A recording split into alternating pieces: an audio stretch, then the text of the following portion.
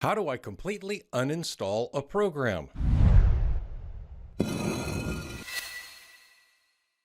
One would think uninstalling would be about as complicated as installing in the first place.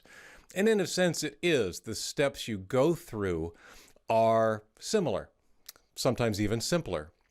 The problem is the word completely. It's surprisingly difficult to do. How do I completely uninstall a program?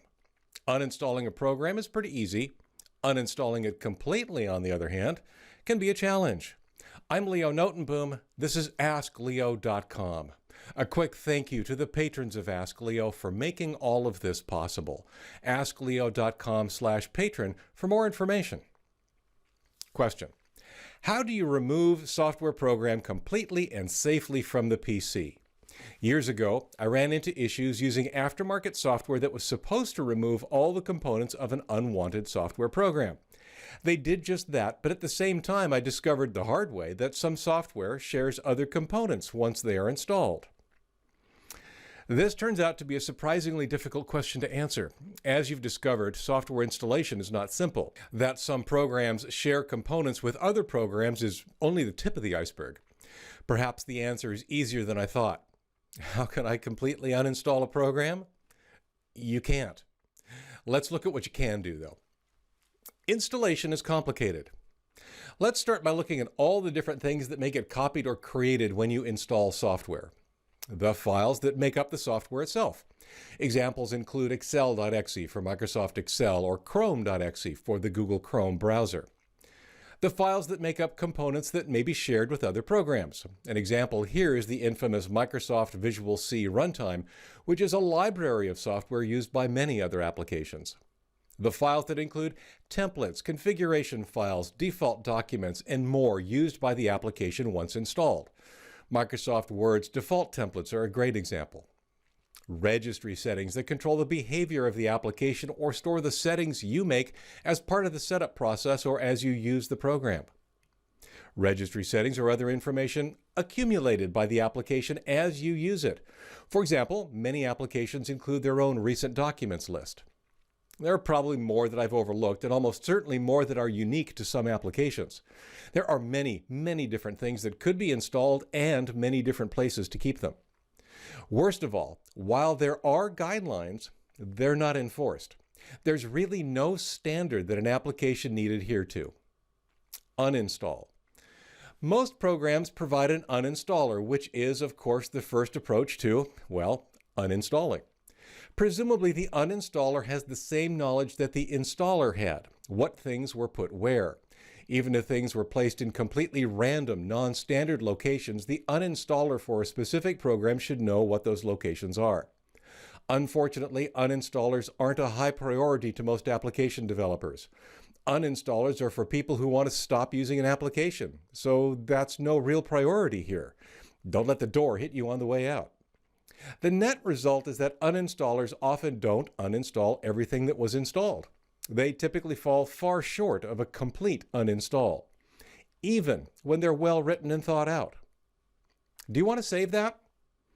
One of the scenarios uninstall authors need to worry about is this: an uninstall followed by an immediate reinstall.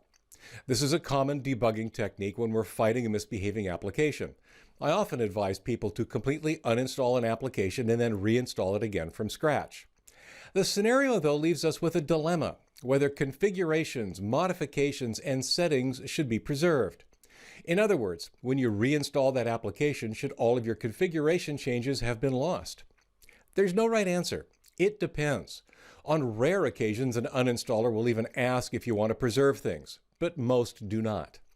Most often, an uninstaller removes the program but leaves behind these customizations, settings, and who knows what else, just in case you reinstall and want all that preserved. Once again, a complete uninstall is uncommon.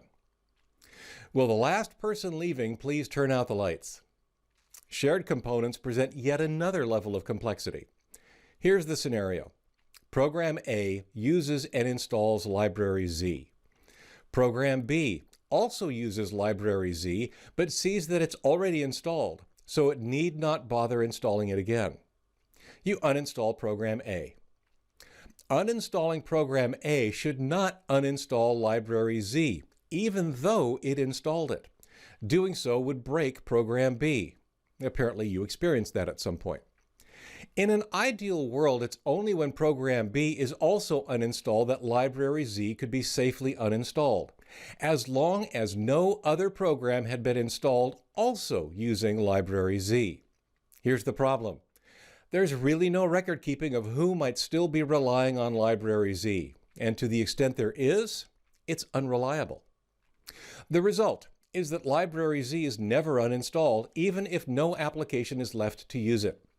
To be very clear, this is an extreme oversimplification of what actually happens. Interdependencies like this can become frighteningly complex, and most uninstallers don't want to take the risk of being blamed for breaking another program if it made the decision wrong. Dedicated uninstall applications. Applications like Revo Uninstaller and several others take an interesting approach to uninstalling applications. By using them to initiate the uninstall rather than the traditional method, the process to uninstall a program A looks more like this, using Revo as an example. Revo runs program A's own uninstall program, which uninstalls what it knows to uninstall. Revo may monitor what it sees program A's uninstaller uninstall. Revo goes looking for leftovers that look like they might be associated with program A. This might include registry entries, files, or folders matching program A's characteristics. Revo removes what it finds. Hopefully it's correct and doesn't remove something important for some different application. That last point is why dedicated uninstall applications often allow you to set a level of aggressiveness for their scans for leftovers. Set low, only safe things are removed. Set more aggressively, the program is allowed to remove things that might be slightly risky. As I said, there are no standards that are universally followed. Revo can only hunt and make educated guesses based on what it finds. Even then, it may still leave things behind. It's still not a complete uninstall. 100% guaranteed complete uninstall. You won't like this. The only way to really, truly, completely uninstall an application is to reinstall Windows from scratch. By erasing the hard disk as part of that operation, you are guaranteed that all traces of the application are gone. Fortunately, it's extremely rare that you need to go through such lengths. Even if there are leftovers, a normal uninstall, even using the application's own uninstaller, is typically sufficient. And a lot less work. For links related to this article or to leave a comment, visit askleo.com/115300. I'm Leo Notenboom. This is askleo.com. Thanks for watching.